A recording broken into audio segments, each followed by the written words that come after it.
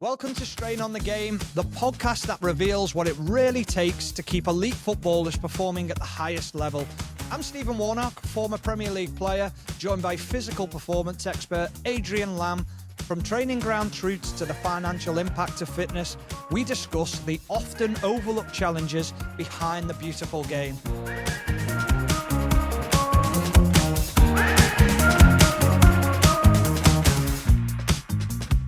Welcome to another episode of Strain on the Game. This week we are going to be looking at a bit of a bizarre week where we had the World Cup draw in America.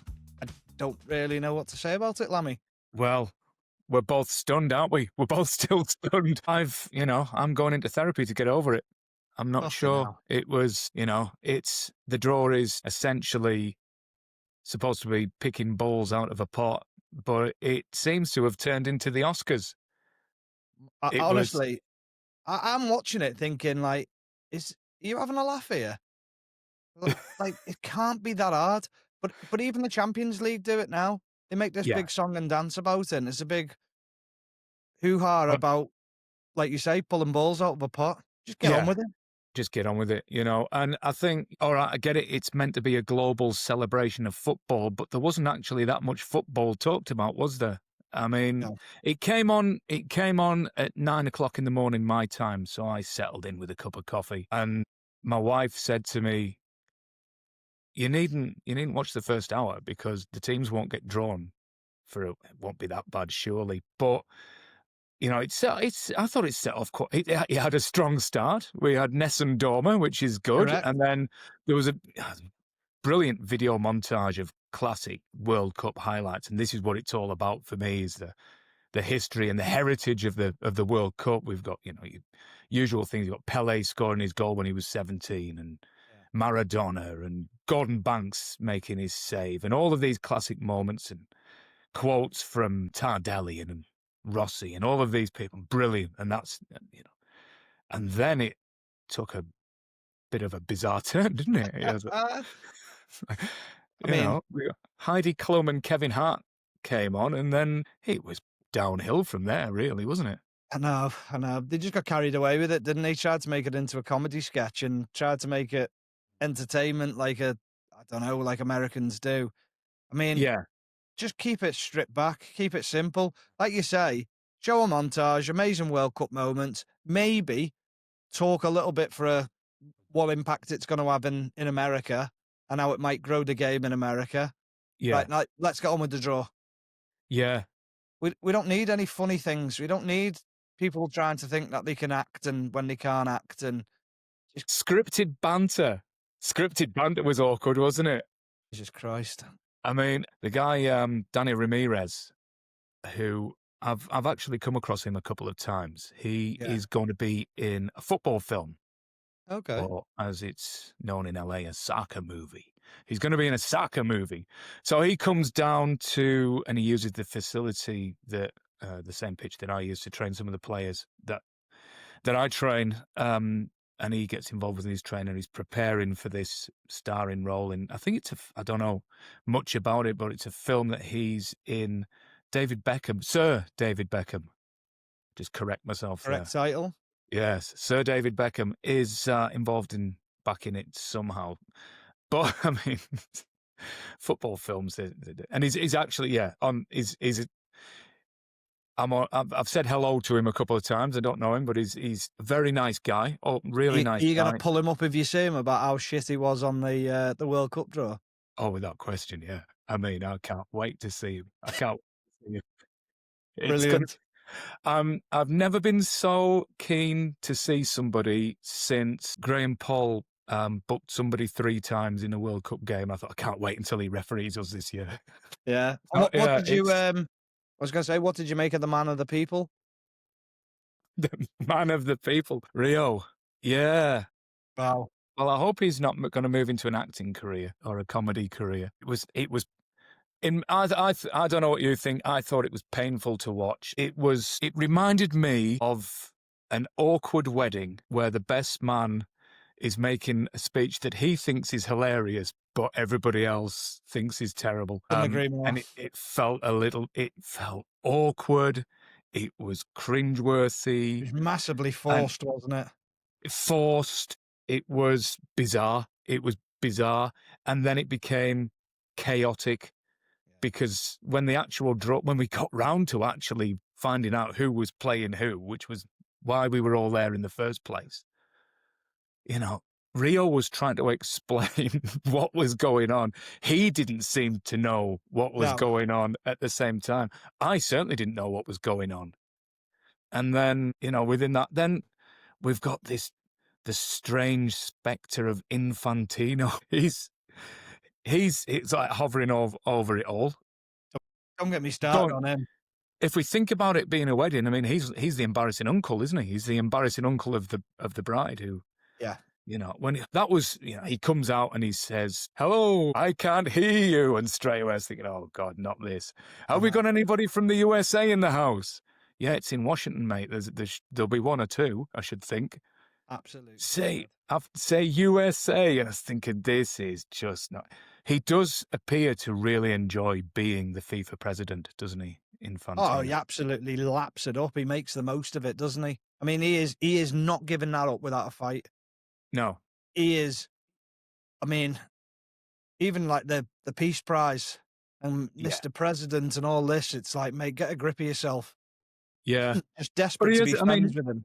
He has got a track record. He's got a bit of a bromance going on there, hasn't he? But he's got a track record. When the World Cup was in 2018, him and Vladimir Putin were very tight, very close. And then obviously with Qatar, do you remember that bizarre speech he made before the World Cup in Qatar? Today I feel Qatari. Yeah. Today I feel, all of that. That is so awkward. Yeah. So yeah, I mean, might let the football do the talking. If you want to entertain people, what's more entertaining than football? We don't need that. To be honest, mate, I turned it off. Did you? Yeah, just waited for the draw to come through and then went, right, okay, where is everyone? Yeah. Who's got who? Because that was all that mattered at the end of it. I don't care what everyone else does and what they're doing. The big thing is, I just wanted to see who got who and when they're playing. Yeah. That's all it was about, wasn't it, really? So I suppose most people like us would probably wait for it to come through on social media or, get the summary, get the main highlights. But, I'd love to know how many people were watching it and did the same thing as me and went, I'm not watching this. Yeah. Or were they like, do you know what? I don't want to watch this, but I do because I want to see what's said next because it's like that cringy. It's so bad, it's good. Yeah. But, I mean, as you know, my wife works in sports marketing. So despite the fact that I commonly say that sports marketing is ruining sport, and I've married the enemy, I suppose.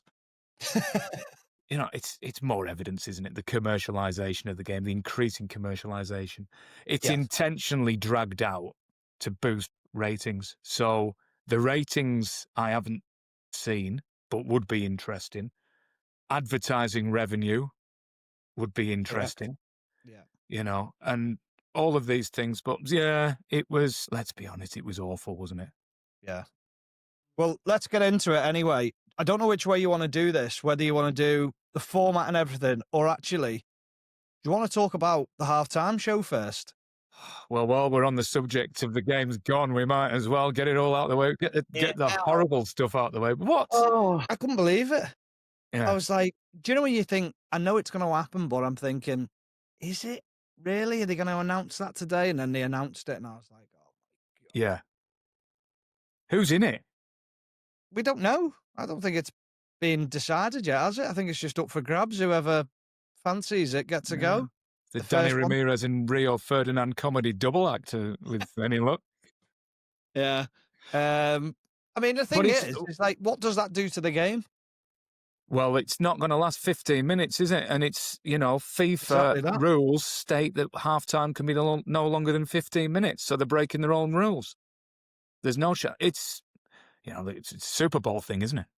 It's going to be a Super Bowl. That's it, isn't it? There's a commercial aspect of it, and they sell the advertising space within that time, don't they? Which is the most, it's the most profitable in the world, isn't it? That advertising space at halftime. Yeah. But, but that's, that's a game that's geared up for it. Yeah, Football is a fluid game, it's a 50. I mean, we remember when it was a 10-minute halftime. It's now a 15-minute halftime. It's going to be half an hour. It'll take them 10 minutes to get the stage onto the pitch. yeah. What's it going to do to the pitch? The other thing I don't know is, I don't know what viewing figures are compared to a World Cup final and Super Bowl final, but I'm guessing a World Cup final is considerably more. Well, yeah.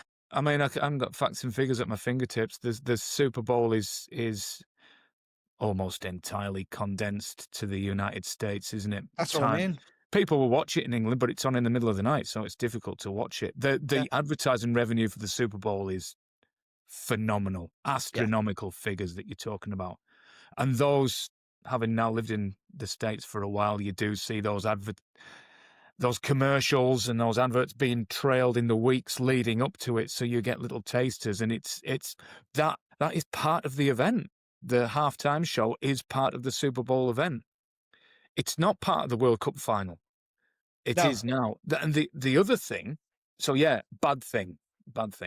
Have a show before, have a show after. Don't interrupt the football, the flow of the game. The other thing, and I don't know if you've seen this, is that there's a requirement for the head coaches and a player to be interviewed at halftime. so how are you going to do that? Well, they do it in the States now, don't they? As the coach is coming off and going down the tunnel, there's a reporter there waiting for them. They've got 30 seconds with them. How do you how do you feel about being 3-0 down? Yeah, that's a bit odd, isn't it? Yeah, Yeah, sorry. Very quickly, I've just had a quick Google of it while I was on the phone then. And a World Cup final will bring in around about 1.2 to 1.4 billion viewers. right. A Super Bowl final will bring in 160 million total worldwide. Right. So that's why they have a halftime show, because they know Yeah. they can sell it to the American audience. Yeah, oh, very much so. Very much so. I mean, you look at Quite clearly don't need to sell it around the world like a yeah, Super Bowl, because there's yeah, enough viewers anyway. yeah. So they'll sell more commercial space. It'll be the halftime show will be sponsored by somebody. So the effect that Infantino is having on FIFA, I mean, he took over from Blatter and it was under a corruption cloud at the minute. If you look at the money that's now pouring into the game since he been there now 10 years, 2016? Yeah. He became president, I think it was. We've got the Club World Cup, which we did an episode about. His name's on the trophy, the Infantino trophy. Yeah. So all of those things, we've seen a huge shift towards that increasing level of commercialization within the game. What would interest me is how that money's being used. And I Yeah. think that Very much if so. FIFA are going to do these things, fine. All right, the game will change, the game will evolve. We know that. Players will always fit themselves around that as the world changes. Coaches have to fit themselves around it. People like yourself and myself have to fit within these new, ever-changing, shifting environments. But I think FIFA need to be very transparent into if there's more money coming into the game, where's it being used? And especially 100%. historically, I don't think FIFA have got a good track record on that kind of financial side of the game. So that's something that I'd like to see more of. Yeah, definitely. Okay, we get away from the halftime show. The format of the World Cup, the amount of teams in it. We keep on talking about the amount of games being played. And what is it now? We're going from 64 games to 104 games within a World Cup. Which is just insane, isn't it? Well, looking at some of I made a few notes, a few bullet points on here. So we've expanded from 32 to 48 teams. We're now in the 48 team era. All right. So 16 more teams, 12 groups of 4 instead of 8 groups of 4. So we're just expanding. What does that mean? 40 more games. It also means 10 more days. The Qatar World Cup was 29 days, but I mean, that's slightly disingenuous because I think the Qatar World Cup was slightly shortened. It's normally a month, isn't it? But we've now got 39 days. 39 days of football. The opening World Cup game, Mexico against South Africa, is on June the 11th.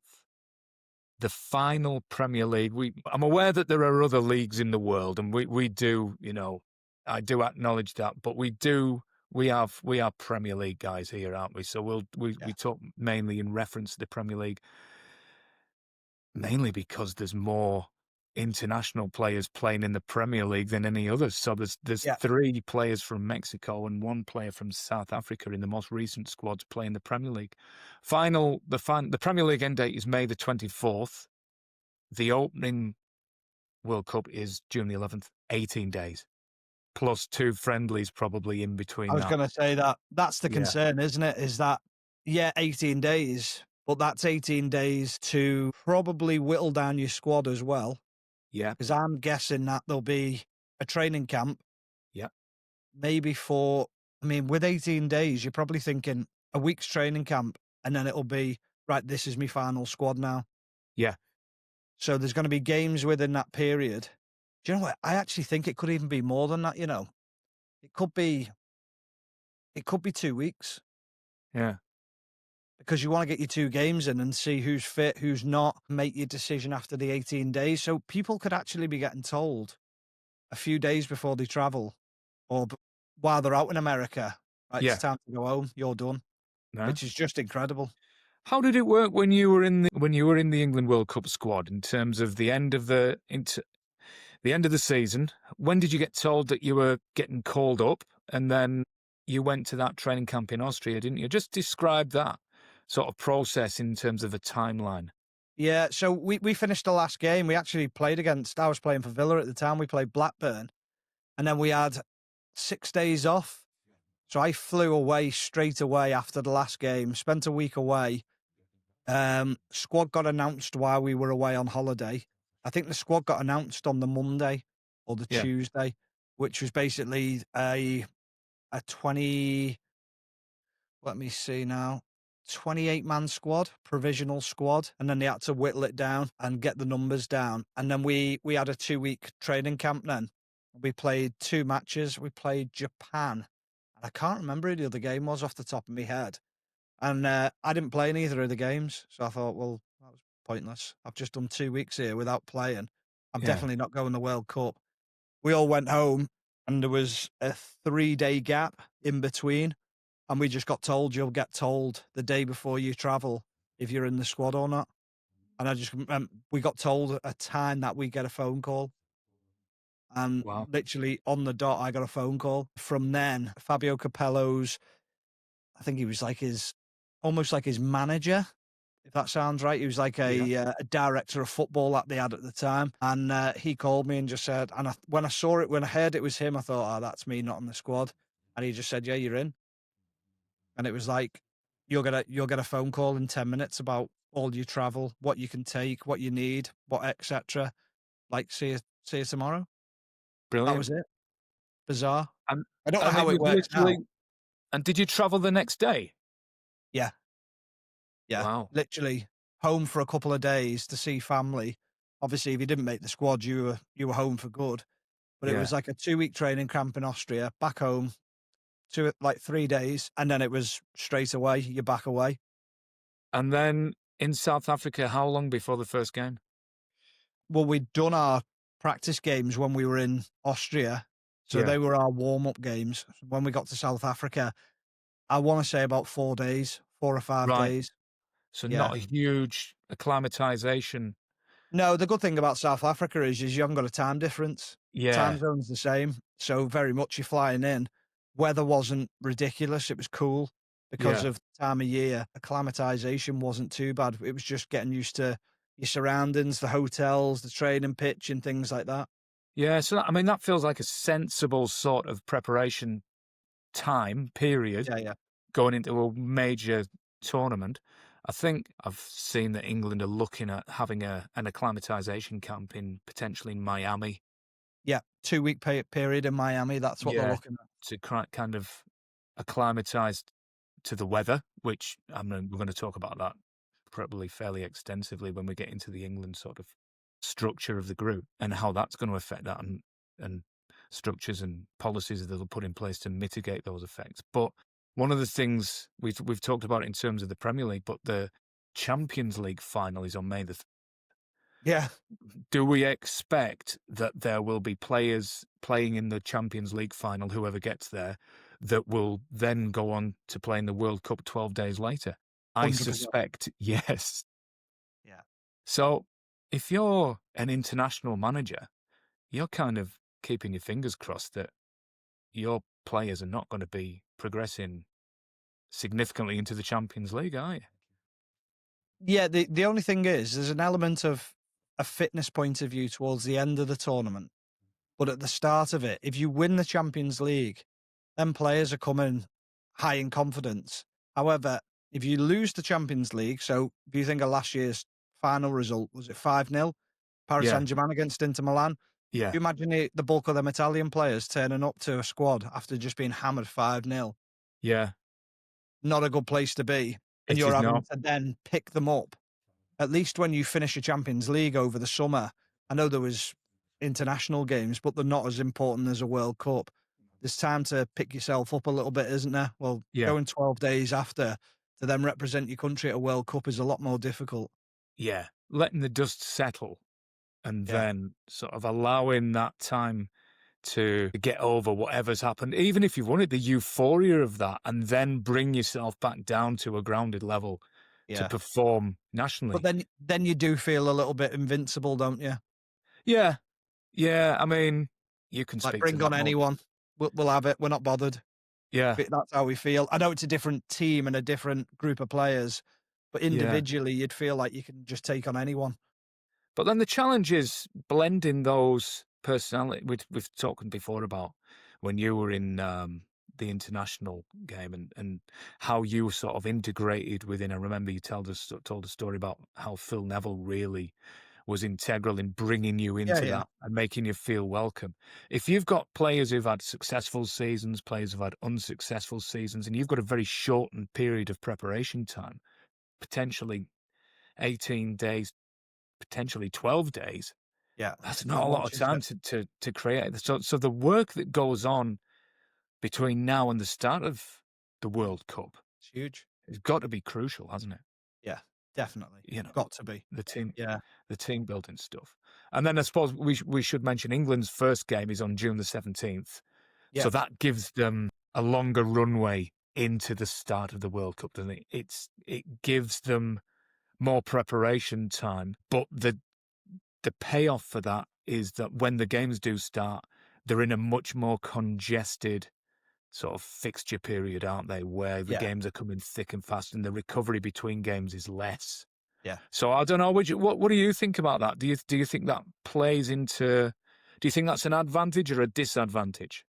Uh, well, not to have recovery time, especially in that heat, is not easy, is it? I think the big thing is that bigger squads, being able to utilize the size of your squad, substitutes will be key throughout the tournament. I think the question I wanted to ask you was, which you've just mentioned it there very briefly, but you go into Florida for a warm weather training camp to Yeah, acclimatize, but the first game's indoor in yeah. Dallas. So what's the point? Because you may as Well, well then, just train. yeah, but then the subsequent games are not. So Yeah, there's but a you'll have already acclimatized even within a week of training outdoors. So yeah, why do you need the 2 weeks beforehand? It yeah. I mean, doesn't take long to acclimatize. But my thought is, and just off the top of my head, is for that 2 weeks, you're essentially putting yourself in conditions that are going to drain you, where you're going to be dehydrated. So why are you putting yourself in an environment like that so early? yeah. There's it's an interesting one. So you do need to have time in that environment to allow the systems of the body to adapt and to become used to it. There's two ways of doing it. One is to avoid it completely, drop in. If it's just a one-off game, drop in and then get out. So there was an interesting one. There's somebody I spoke to quite recently who I know is he's on the staff at the LA Rams, Yeah, and they had their England game at Tottenham. And they've done it lots of different ways. And what they decided to do was not to, traditionally when they've done a game in Europe, They've travelled straight after the previous game, had 6 or 7 days to adapt and to acclimatise, played the game. And when I say acclimatise, I don't mean from a weather perspective, but from a time perspective. Yeah. And then leave. What they did this time, they decided to do it kind of like an SAS operation where they're in and out really quickly. So they only arrived into England the day before the game. Wow. So they minimised that disruption. They arrived into England on the Saturday, they played the game on the Sunday, and they got out. What they had done, the previous game they'd played in Baltimore, and they'd stayed in Baltimore for that week rather than go back to LA. And Yeah. so they stayed in Baltimore for a training camp. They had 3 huge Airbuses, so all of the players and the staff had beds on the flight into England. They slept well on the flight. They slept terribly the night before the game, but because the game was later on, they had the opportunity to catch up and have a nap. Played the game, won the game, got out. Wow. That's one way of doing it. The other way of doing it, England are going to be hopefully in the World Cup for a prolonged period of time. So you do need time to acclimatise to the environmental conditions in terms of the heat, the humidity, adjust to the time zone. And there will also be within that, the coaching staff will want to be ingraining the tactical way of playing against different teams. The sports science staff they will have already built these relationships, but they will be wanting to ingrain policies with terms to recovery, the nutrition staff, all of those sorts of things. They'll want to build that home from home kind of environment. So building that togetherness and that trying to create that team environment that they get in clubs in an international setting. So that does take time. So there are lots of things that come into it, not just acclimatizing to the weather conditions. There's the team building aspect and the preparation aspect and all of those kind of things. So in that respect, I think a 2-week build up in Miami is probably to England's advantage, and then they're into it. The trick will be, as we know, they've got to start well. You know, they've got to start well and get out of the traps really, really quick. So yeah, you do need that time physiologically to adapt to the climate. One of the things actually in terms of the timescale of the World Cup that I was going to speak of is it alludes back to something that we've spoken about previously. And this is a little sort of aside, is how it will affect club sides financially. Because one of the early podcasts we did, we talked about pre-season tours. And there is, how clubs rely on pre-seasons to build their commercial side and increase their financial side. The World Cup final is on August the 22nd. Sorry, it's on July the 19th. The opening day of the Premier League season is on August the 22nd. So that's a 33-day gap. There's 33 days between the World Cup final and the start of the Premier League season. So that's the pre-season period. Those players that have gone deep into the World Cup will have that extra time off. The clubs will give them that additional recovery time. So these players are not going to be available for pre-season tours. Yeah. If they're being looked after properly. So one of the things that caught my eye was a suggestion or speculation that certain Premier League clubs are going to try and offset the financial losses that they'll probably incur by not having these lucrative pre-season tours, by trying to shoehorn games into the mid-season period So there's speculation, and you can look at Google and find out which teams are being spoken about and where they're going to go. So there may be, if there is a 10-day gap at some point between now and the end of the season, there's a possibility that certain clubs may try to go abroad and have a couple of games. My God. Possibly in Saudi Arabia is one of the venues that's been talked about. It's incredible, isn't it? What do you think about that? Well, you're just thinking, I need a rest. We're in March. Like, just give us a day off or a couple of days off. And it's like, no, we're going to play a game.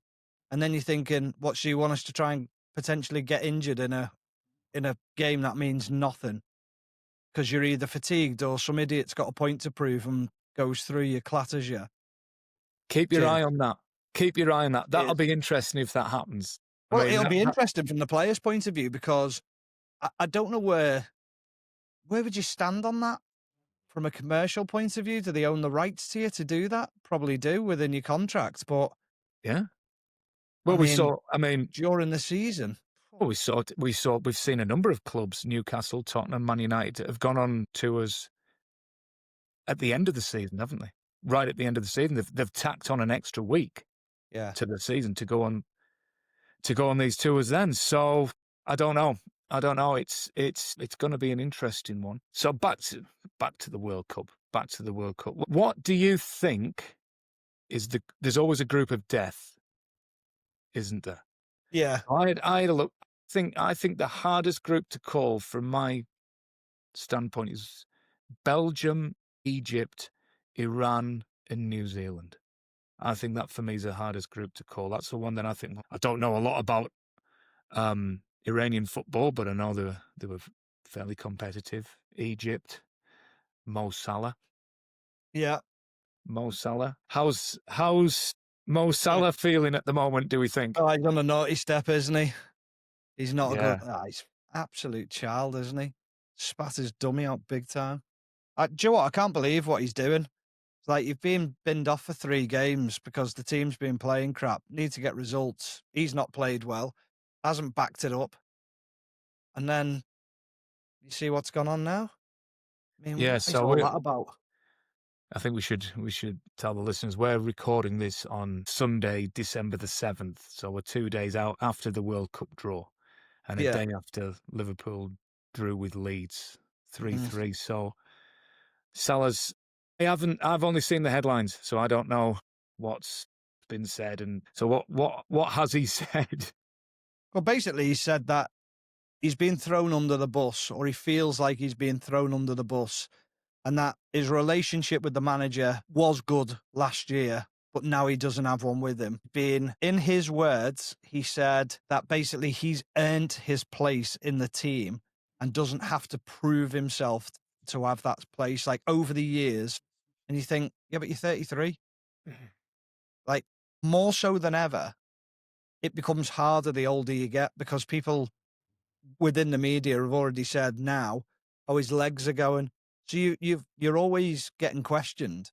And especially with the legacy that he's got, is that people always go, yeah, you've given 400 grand a week or 350 grand a week. He's going to start slowing down at some point. So there's always going to be eyes on you. So more so than ever, you've got to get your head down and work harder. Yeah, I mean, I don't think these conversations nobody was talking about his legs gone last year, were they, when he was playing incredibly well and scoring goals? Do you know what the thing is, from my point of view, is Salah's never been the type of player who plays. If you took away his goals and his assists, he doesn't play well in games. He's not someone that is like, he doesn't take 3 or 4 players on. He's a moments player. And that's why you keep him on the pitch, because if the ball's going to fall to him, more often than not, he's in the right place at the right time. He'll win you a penalty. He'll score a goal. But his all-round play and his general play isn't fantastic. But that's not what he's about. He's about being in the right place at the right time, being composed at the right time. And so far this year, he hasn't been it. So with not having the goals and assists, his game has dropped off, and he's been questioned defensively. And when you're carrying a player and he's not scoring, he's not assisting, then you can't afford to carry that player. And that's the most difficult thing. So, but all this stuff about, like, I don't know if you saw the other quote where he said, I've called my mum and told her to be at the Brighton game because that'll be my last game for Liverpool. All right. Like, but then he goes, before AFCON, and you're like, but you know what he's trying to say. And you're just like, get on with it. Right, yeah. Like, you're 33, you're coming towards the latter stages of your career. Get on with it, and you'll be fine. You'll get back in the team at some point. Just work hard. Well, I can tell you, speaking as a fitness coach, those moments when you're in training the day after, they're awkward, aren't they?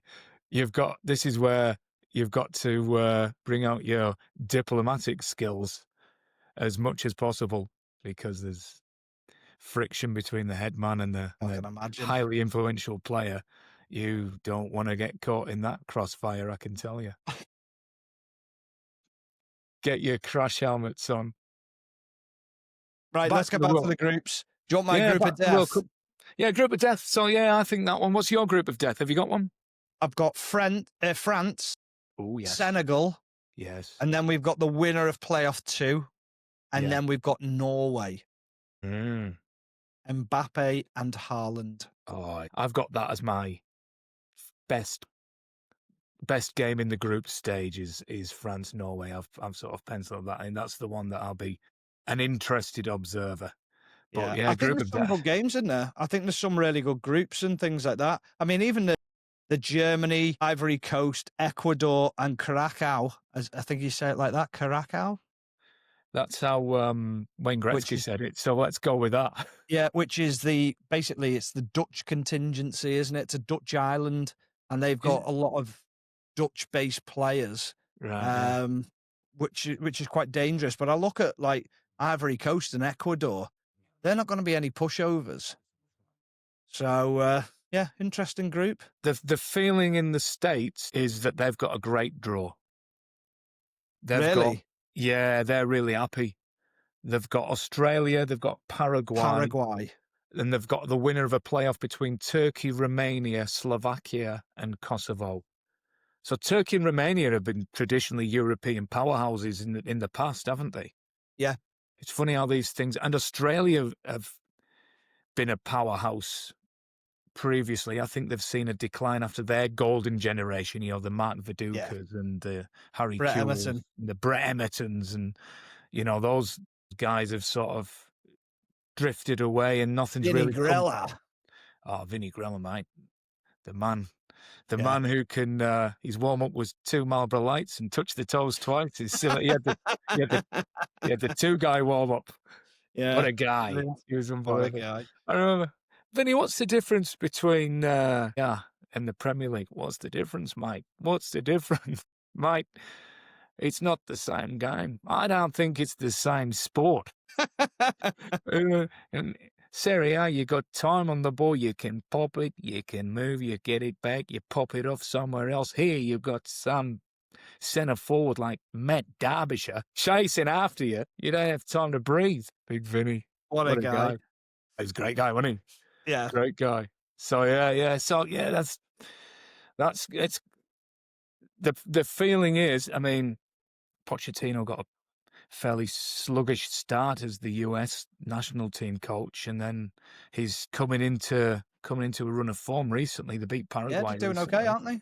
They're doing okay. There's a little bit of friction between him and the press in the last press conference. If you go on YouTube, you can have a look at that, where they're talking about trying to settle on his best team and looking at, I think his last game, he played a few what we would probably call fringe players, and that was questioned. And he said, no, these guys are worth their place, and they played really well. Yeah. So that's one thing. Another sort of tangential comment. I had a look at the ticket prices.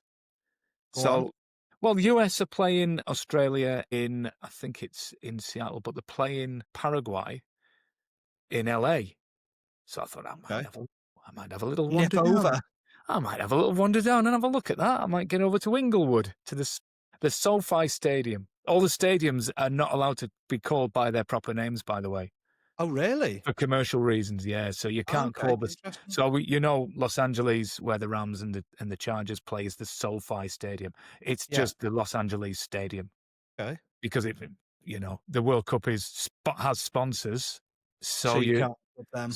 So all of that. Atlanta will be Atlanta Stadium, not the Mercedes. Not Mercedes-Benz. Yeah. So the AT&T in Dallas, is it?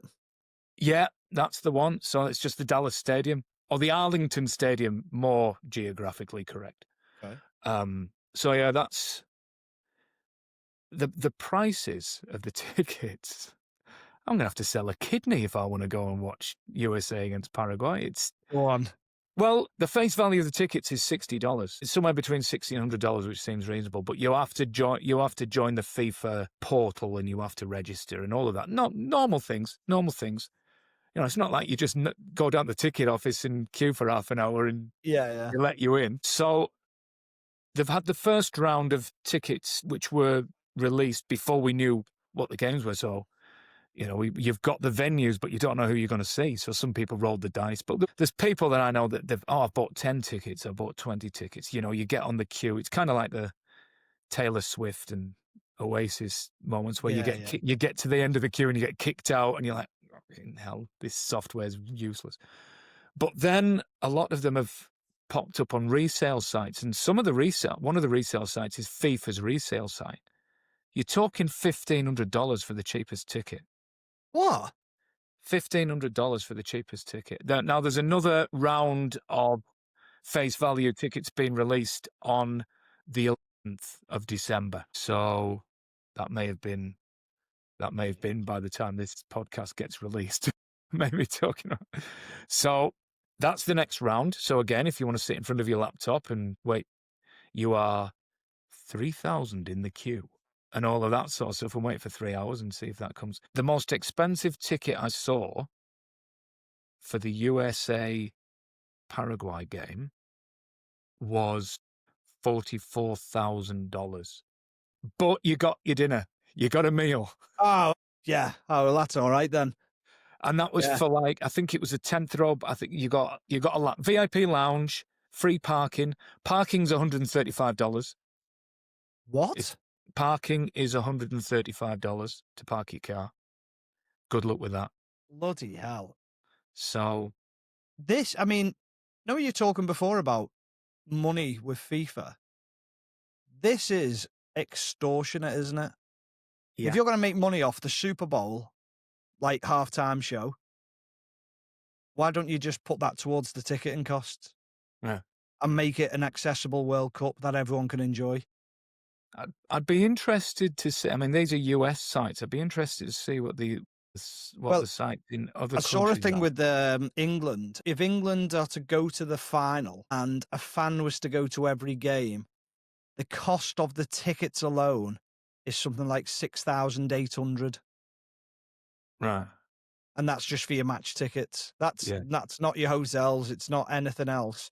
Right. That is just for your match tickets. Is that through like a Club England kind of? I'm not even sure. Not sure. Right. I just saw it's something that was talked about before the draw was made, and people were saying like, "I'm not doing it."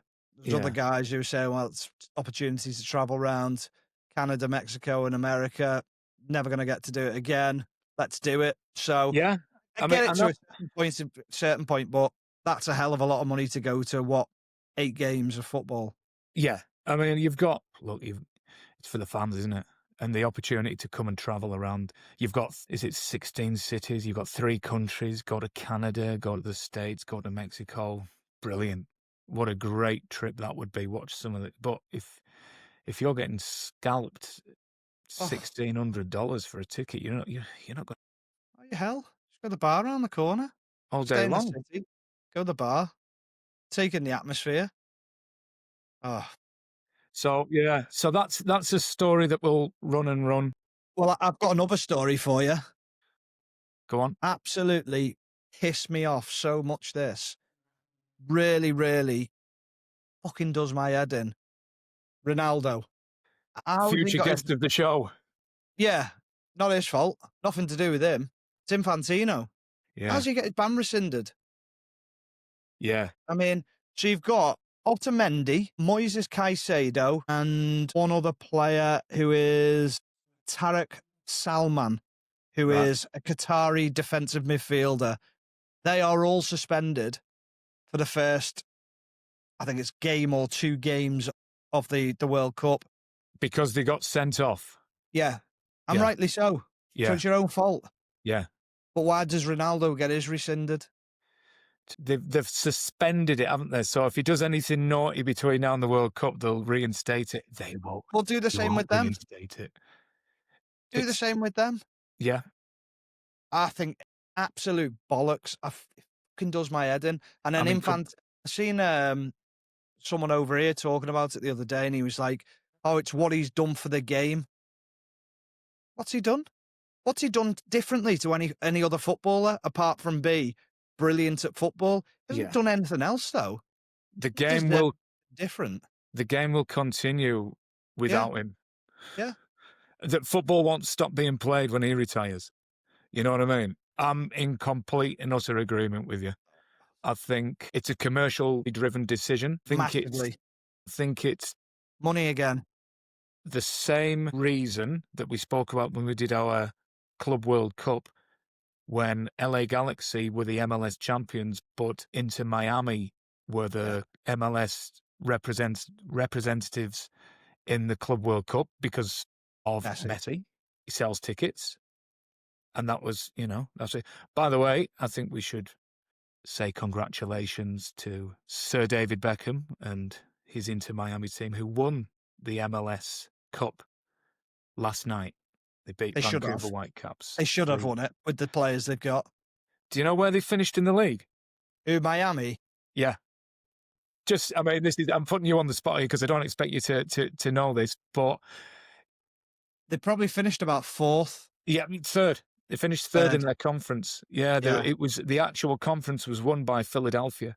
Yeah, and that's another thing. I mean, we talk about MLS and it's probably a worthwhile talking point, really, is the fact that football's coming to America. The MLS is an Americanized version of the global game of football that they call soccer. They don't have promotion and relegation. They have an Eastern and Western Conference. You don't become champions by winning the league. You go into a playoffs. And that's American audiences are familiar with that. Yeah. And that's I think what we can expect in the World Cup, and we've spoken about this is going to go down as the two grumpy old men edition of Straight on the Game. Quite possibly. Because all we've done is moan, isn't it? But we can expect an Americanized version of the game that we're all familiar with. We will get head coaches being interviewed at halftime when they want to get in the dressing room and speak to the players quickly, because that's what happens in America. We will see halftime shows which will drag on when in the middle of the game. We will probably see some commercial things in game. You know, there's going to be things that happen which are familiar to US audiences, which are not familiar to us. That we're going to look at, raise one eyebrow and go, these Americans haven't got a clue. You've got to be careful. You live there. Yeah, no, I don't want to. I've waited quite a significant amount of time to get a green card. I don't want to lose it now, do I? Don't want to blow it now. So yeah. So then, well, I mean, I suppose we should wrap up by talking about England and what are the factors there. I think that we've spoken about the fact they're in an air-conditioned stadium in Dallas, which is huge, hugely important. They're not they're in an open-air stadium in Boston, or Foxborough, more the Gillette Stadium, the New England Patriots.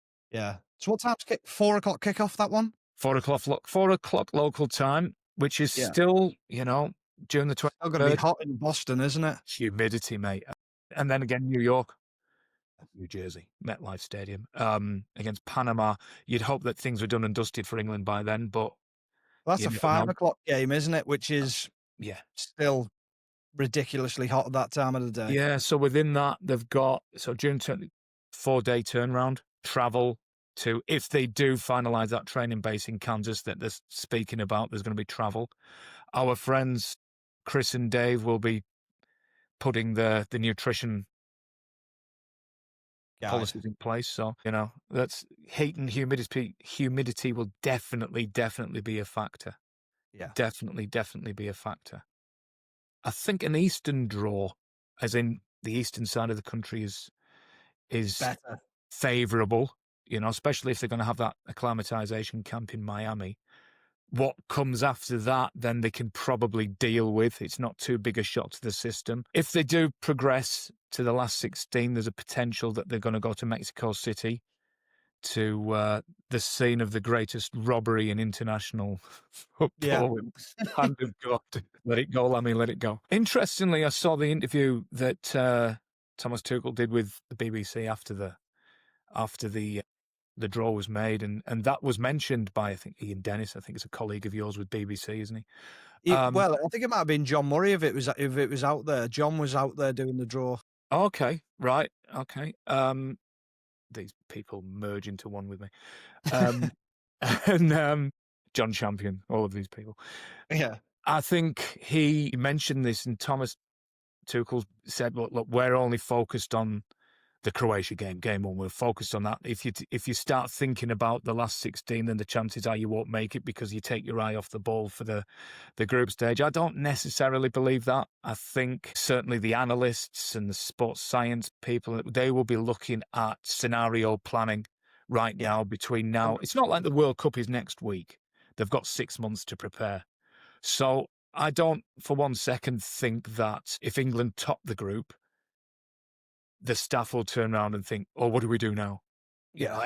All these different scenarios will be played out. England are highly, highly, highly proficient, highly professional. They've learned from previous campaigns what works and what doesn't. Things that you've spoken about before in terms of keeping players interested and not boredom between games is a massive thing, isn't it? So there's bits and pieces like that.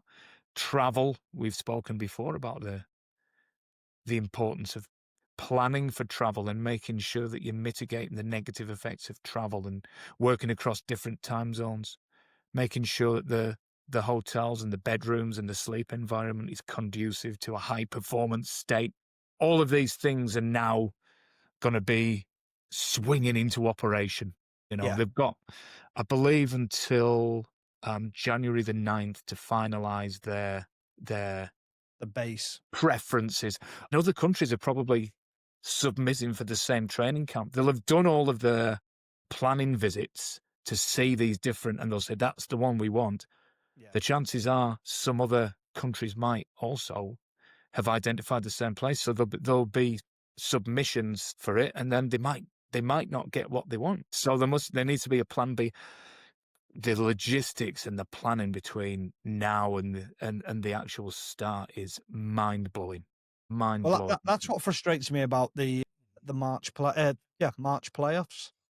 So basically, if you qualify late, you get the dregs, and you just get put where you get put. It's a bit shit for the other teams, isn't it? I think everything should be sorted now, even from a fan's point of view, where you can then plan what games you want to go to, when you want to go, and things like that. So I think it's a little bit messy from that aspect. Yeah, so Northern Ireland, Wales, Ireland. Yeah. The advantage is they know where they're going to be playing, so they can do a certain amount of planning.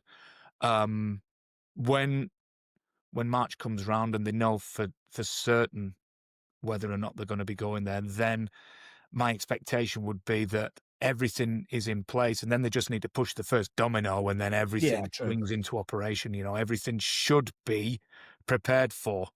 It's a lot of ifs and buts. And it's a lot of man hours to put into it. And you might not get it. Yeah, and again, it's. I mean, that's kind of going back to the Thomas Tuchel thing, where they were. If you're Wales and if you're Northern Ireland, if you're Republic of Ireland, you want to be thinking about these playoff games and preparing for them and thinking, let's get ready for them. But at the same time, you've got to have that scenario planning of, we've qualified now, well, what do we do next? That should already have been sort of taken into account. So there's a lot of things. And then the other thing will, of course, be, and this feeds into that idea of there being a short turnaround between the end of the Premier League or the Champions League date and the start of the World Cup, and that shortened preparation period is communication now between the national federations and the clubs and the players is crucial. When you mentioned our friend Vinny, it sparked a memory in me with the Australian guy called Darren Burgess, he's now at Juventus. He was the head of performance at the Socceroos at the time, and the communication that we had with them was incredible because we had Brett and we had Vinny, who were going into that World Cup in 2010. Yeah. The GPS data, and they did a great job about it, the Australians, because they communicated with, they dropped in to see us every 4 weeks or so, communicated with the players. And obviously the majority of their players were based in England, so they would be going around all the different clubs. But that level of communication and data sharing with the national federations is going to be critical to the preparation period, because you don't have that time with the players. So knowing where they are, knowing their status, knowing the work that they've done leading into the World Cup, going to be massively consequential to how successful teams are going to be. Right, let's wrap it up. That'll do. That has been another episode of Strain on the Game. Thank you very much for listening. Follow us on social media and YouTube at Strain on the Game. Subscribe, like, and follow.